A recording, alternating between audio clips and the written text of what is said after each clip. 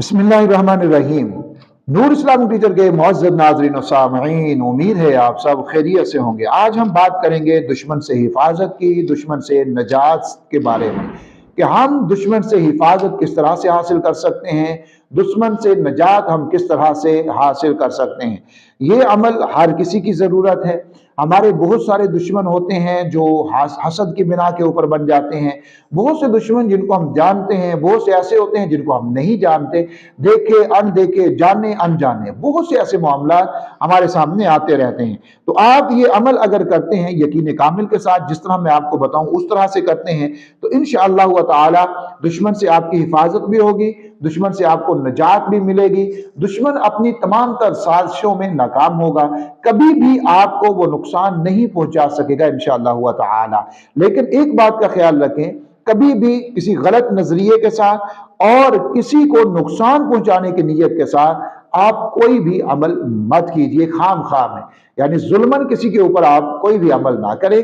अगर जुल्मन किसी के ऊपर हम अमल करेंगे तो अल्लाह रब्बुल इज्जत की नाराजगी भी हमें मिलेगी और अल्लाह रब्बुल इज्जत नाराज भी होंगे, गजब भी होगा और वो नाकामी हमारी ही होगी। क्योंकि हमारे बताए हुए जो अमाल, जो वज़ाइफ होते हैं, ये कोई जंतर मंतर नहीं है, ये कुरान मजीद से हैं। और कुरान मजीद को अगर कोई गलत नजरिए से इस्तेमाल करना चाहेगा तो जाहिर है उसका मुजरम होगा और वो गुनाहगार भी ठहरेगा।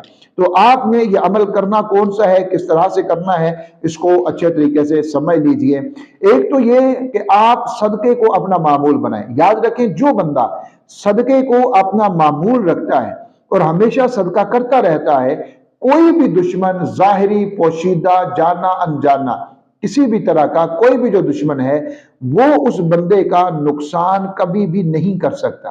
क्योंकि वो अल्लाह की हिफाजत में आ जाता है और वबाएं बलाएं मुसीबतें वो सारी उस बंदे से टल जाती हैं। जो बंदा सदका करने वाला है, जिसका मामूल है सदका करना, उससे हर चीज टलती जाती है। इसलिए आप एक तो सदका करने को अपना मामूल बनाएं। सदका दुश्मन से हिफाजत का एक बेहतरीन जरिया है। आफात और बलाओं वबाओं मुसीबतों से हिफाजत का एक बेहतरीन जरिया है। तो सदका आपने जरूर, सदके को अपने मामूल बनाना है और सदका आपने जरूर करना है। एक चीज तो ये है। दूसरे नंबर के ऊपर नमाज की पाबंदी जरूर कीजिए। जितना हमारा अपने रब से ताल्लुक मजबूत होगा उतनी हमारे लिए आसानियां पैदा हो जाएंगी। आपने करना क्या है वो मुकम्मल आप तरतीब के साथ समझ लीजिए। इंशाअल्लाह ताला आपको नाकामी नहीं होगी, कामयाबी होगी और आपकी हिफाजत भी होगी, कारोबार भी महफूज रहेगा, आप भी महफूज रहेंगे, आपकी आल औलाद भी महफूज रहेगी। एक तो ये आपने करना है कि कसरत के साथ आपने सूरतुल फील, अलम तरा कैफ फ़अल रब्बुका बिअस्हाबिल फील, 30वें पारे में है, मुख्तसर सूरत है, कोई इतना मसला नहीं है। इसको कसरत के साथ आप पढ़ते रहें, सुबह दोपहर शाम आप पढ़ते रहें। अगर तो आपको मालूम है कि फलां बंदा मेरा नुकसान कर रहा है या करना चाह रहा है तो उसकी नीयत से कर लें कि या अल्लाह अगर ये बंदा वाकईतन मेरा नुकसान करना चाह रहा है तो आप मेरी हिफाजत कीजिए और इससे महफूज फरमा दीजिए, इससे नजात दिला दीजिए।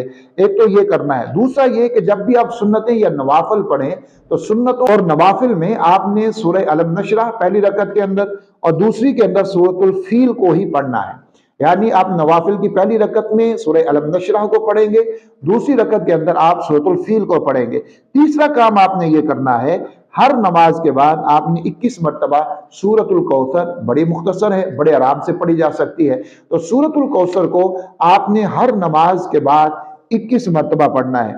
तो ये काम अगर आप करते हैं तो इंशाअल्लाह ताला आपका दुश्मन जो जाहिरी है वो भी, जो पोशीदा है बातनी है जिसका आपको मालूम नहीं है लेकिन वो छुप कर आपका नुकसान कर रहा है, आपको नुकसान पहुंचाना चाह रहा है, तो अल्लाह रब्बुल इज्जत आपकी हर तरह के दुश्मन से इंशाअल्लाह ताला हिफाजत फरमाएंगे और मुकम्मल तौर के ऊपर आपकी हिफाजत होगी इंशाअल्लाह ताला।